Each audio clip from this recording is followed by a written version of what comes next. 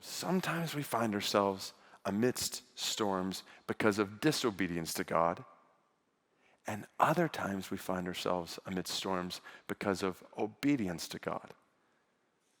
And there are things that we learn about God and ourselves, not from a calm seat on the shore, but from the middle of a raging storm.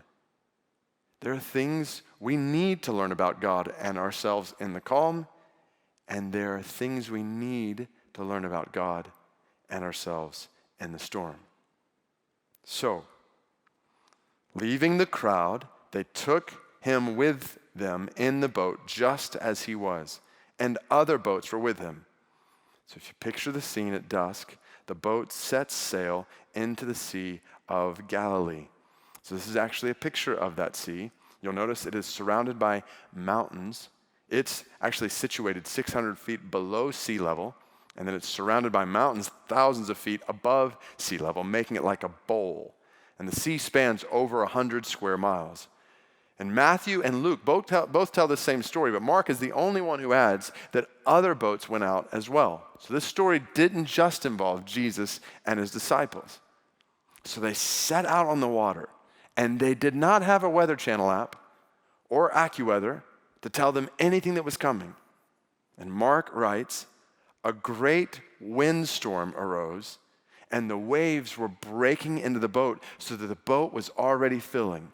Now, the word here for windstorm in the Greek can literally be translated hurricane. So this was not a normal storm. This was a fierce storm with hurricane-like winds, and the waves were breaking into the boat.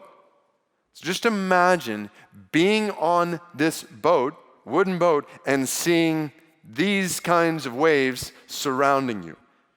When Matthew tells the story, he says it was a great storm. That's the language he uses. And the words he uses there in the Greek are seismos mega, like storm of seismic mega proportions. So he's using earthquake-type language. Mark is using hurricane-type language. And we know this was out of the ordinary because in verse 40, which we're going to read in a minute, we learn that these disciples were afraid. And the word that Jesus uses to describe their fear is a panic-like fear. But keep in mind, at least 4 of these disciples were fishermen. Like they made their living on this sea, which means they were used to storms. They knew how this sea worked, which is why they were panicking. The waves were crashing into the boat was filling with water, and fishermen knew that is not a good thing. It's usually the experts who know when it's time to panic. You know, it's been said during these days, you can't spell pandemic without panic. And it's a lot of experts in disease control who are most panicked.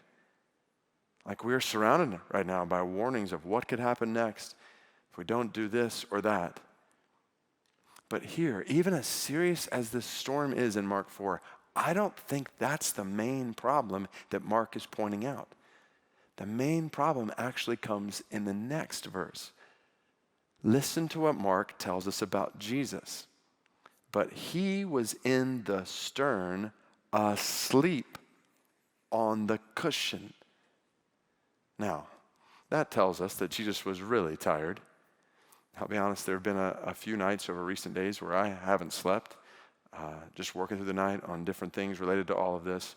I used to be able to pull all-nighters when I was in college and keep going. Not anymore. There comes a point when I hit a wall and I am out.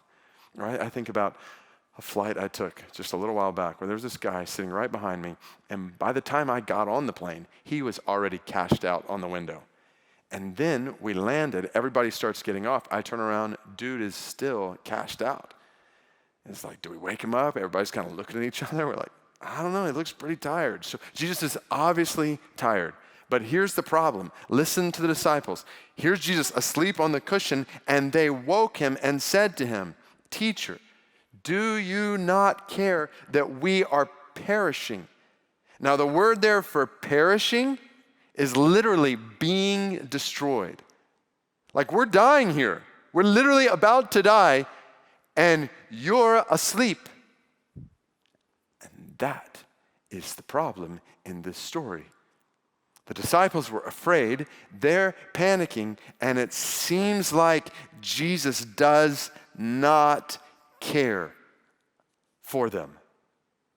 Now, here's where I want you to put yourself in the shoes of the very first people who ever read this book of Mark. They were Christians in the first century who were facing severe persecution for their faith. Mark, in particular, wrote for a Gentile audience, most of whom were facing risk to their lives for following Jesus.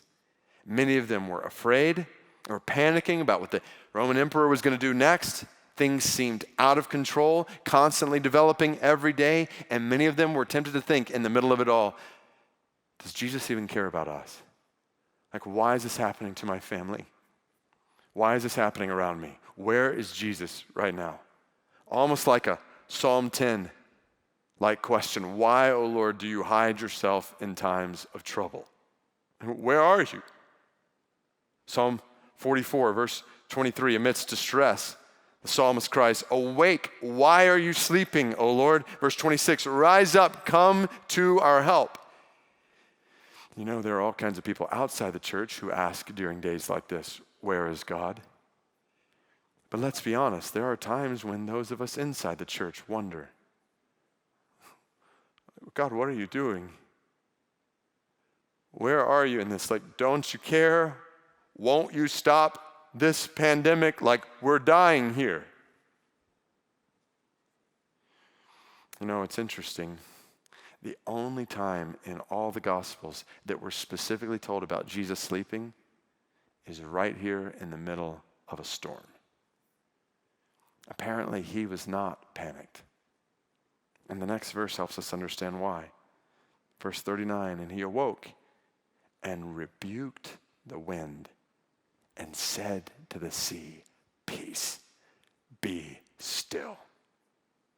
So Jesus wakes up, wipes the sleep from his eyes in the middle of a storm, walks out on the stern, and he rebukes the wind. Like, rebukes the wind?